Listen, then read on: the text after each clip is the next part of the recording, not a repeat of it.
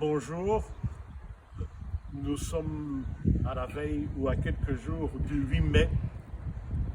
Aussi, tenant compte des conditions de sécurité, de confinement et de distanciation qu'il y a lieu de tenir, je me suis déplacé de quelques centaines de mètres de chez moi à un point bien particulier en rapport avec ce 8 mai. Je vais me déplacer vers le musée. Je ne citerai pas son nom, vous le verrez quand nous y serons.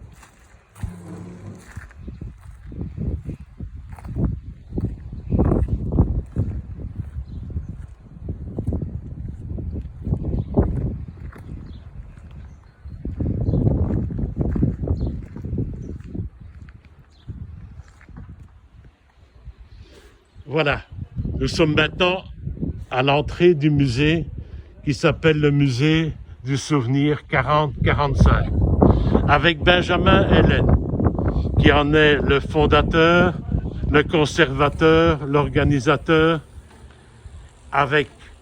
et qui a réalisé tout cela sur fonds propres avec sa famille et ensuite avec une bande d'amis que l'on retrouve au sein de l'amicale des forces alliées.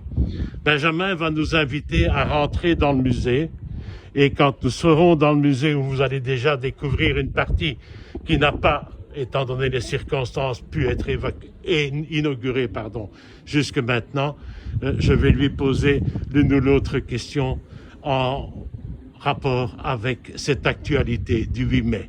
Merci. Bon, voilà, Benjamin, nous sommes à l'intérieur du musée, de ton musée. La première question que je voudrais te poser, ça concerne le 8 mai. Qu'est-ce que l'on commémore exactement le 8 mai? Alors, le 8 mai, en fait, on commémore la fin de la Seconde Guerre mondiale en Europe, puisque le 8 mai 1945 ont cessé les combats ici en Europe. Par contre, ce n'est pas la fin de la Seconde Guerre mondiale dans son ensemble, puisque la guerre a continué jusqu'au 2 septembre 1945. Et alors cette année, c'est une année qui est très particulière, puisque c'est le 75e anniversaire de la fin de la Seconde Guerre mondiale en Europe.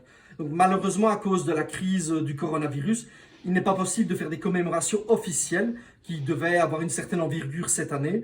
Mais il faut quand même se rappeler qu'il y a 75 ans, c'était une période de joie puisque les personnes fêtaient la fin de la guerre en Europe.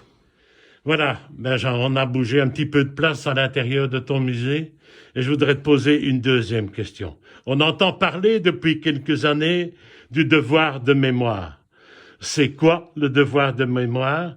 Par qui? Pour qui? Comment?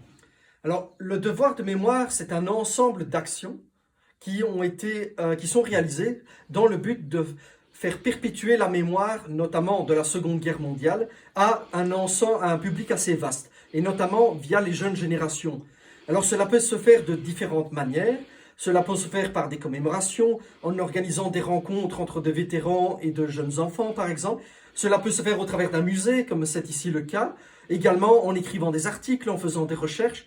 En tout cas, tous gardent le même objectif, à savoir ne pas oublier ce qui s'est passé durant cette période tragique, de manière à ce qu'on essaye au maximum de ne pas les reproduire dans le futur. Et donc c'est tout l'intérêt de garder cette mémoire et c'est réellement un devoir de le préserver, comme le disent tous les vétérans à qui on a déjà pu en parler. Merci Benjamin, et je voudrais rappeler à tout le monde que si après la période de déconfinement et que nous sommes libérés de pouvoir aller visiter ce que nous voulons comme nous voulons, je vous invite à venir visiter le musée.